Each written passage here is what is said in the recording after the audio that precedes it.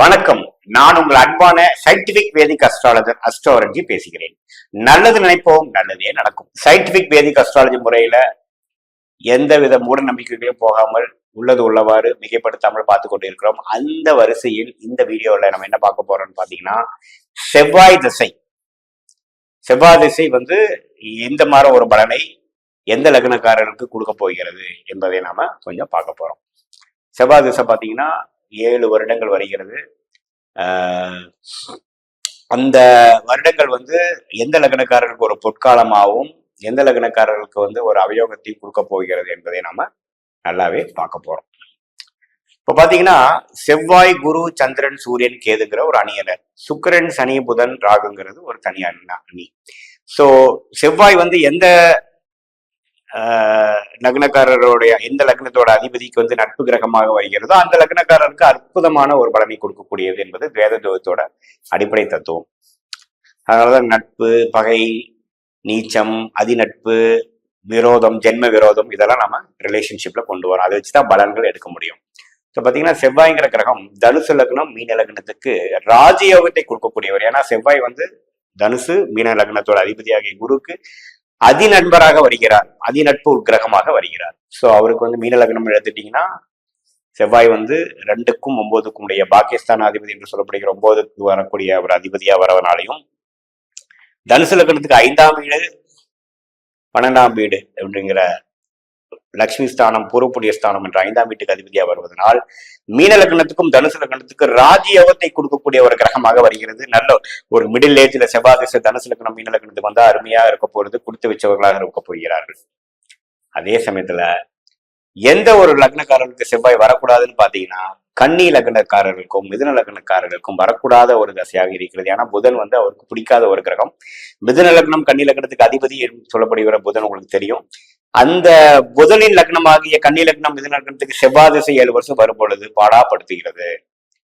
வம்பு வழக்கு பிரச்சனைகள் எல்லாம் கொடுக்கக்கூடிய ஒரு தசையாக வருகிறது அப்படிங்கிறது நீங்க தெரிஞ்சுக்கணும். சரி, இப்ப சனியின் லக்னமாகிய கும்ப லக்னம், மகர லக்னத்துக்கு செவ்வாய் திசை வரும் பொழுது கும்ப லக்னத்துக்கு 10ஆம் வீட்டு அதிபதியாகவும் 3ஆம் வீட்டு அதிபதியாகவும், மகர லக்னத்துக்கு 4ஆம் வீட்டு அதிபதியும் 11ஆம் வீட்டு அதிபதியா வரனால பாதக அதிபதியாகவும் செயல்பட போகிறார். சோ ஓரளவுக்கு பாதகத்தையும் ஒரு நார்மலான ஒரு ஆவரேஜான பலனை கொடுக்கக்கூடியவராக இருக்கிறார் என்று தெரிந்து கொள்ள வேண்டும்.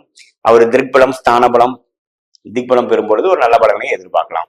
பட் என்னதான் இருந்தாலும் மீன லக்னத்துக்கும் தனுசு லக்னத்துக்கும் கொடுக்குற அளவுக்கு ராஜயோகத்தை கொடுக்க முடியாது. புரிஞ்சுக்கணும். அதே மாதிரி விருச்சிக லக்னம், மேஷ லக்னத்துக்கு அவர் லக்னாதிபதியாக வருகிறார். விருச்சிக லக்னத்துக்கும் 6ஆம் வீட்டுக்கு அதிபதியாகவும், விருச்சிக லக்னத்துக்கும் 8ஆம் வீட்டுக்கு அதிபதியாகவும் வரனால அவரே நல்லதும் செய்வார், அவரே சில பிரச்சனைகளும் கொடுப்பாருங்கிற அளவுக்கு மாதிரி ஒரு மிக்சடான ஒரு பிளானட்டாக விருச்சிக லக்னத்துக்கும் மேஷ லக்னத்துக்கும் லக்னாதிபதியாக வருகிறார். துலாம் லக்னத்துக்கும் ரிஷப லக்னத்துக்கும் பாத்தீங்கன்னா 7ஆம் வீட்டு அதிபதியாகவும்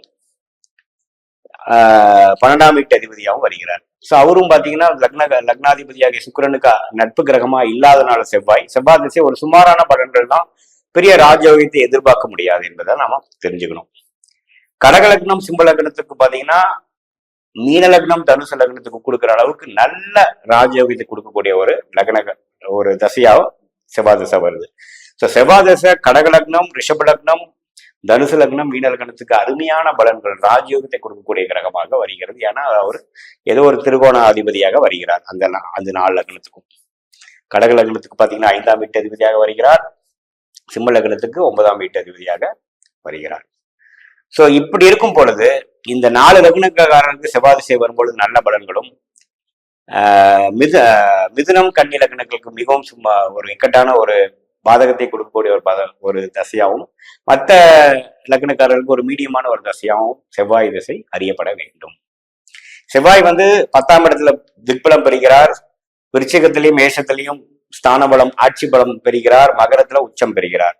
இப்படி இருந்து குரு, சுக்கிரன், பௌர்ணமிக்கு அருகில் இருக்கும் சந்திரன், புதன் போன்ற சுப கிரகத்தின் தாக்கம் இருக்கும் பொழுது திக்பலம் பெறுகிறார். சோ ஸ்தானபலம், திக்பலம், திக்பலம் இந்த 3 பலம் பெறும்பொழுது நல்ல பலனை கொடுக்க போகிறார். ராஜயோகத்தை கொடுக்கக்கூடிய லக்னக்காரர்களா இருந்தாங்க இன்னும் அருமையான ஒரு பலனையும், ஒரு சுமார் ராஜயோகத்தை கொடுக்க முடியாத லக்னக்காரர்கள் இருந்தாலும் ஒரு மீடியமா ஒரு நல்ல பலனை கொடுக்கக்கூடிய அம்சமாக செவ்வாய் திசை கண்டிப்பாக இருக்க போகிறது என்பதை நீங்கள் அறிய வேண்டும். உங்கள் ஜாதகத்தில் செவ்வாய் திசை எப்போ வருதுங்கிறது நீங்க பார்த்து தெரிஞ்சுக்கங்க. மீண்டும் மற்றொரு காணொலியை சந்திப்போம். நன்றி, வணக்கம்.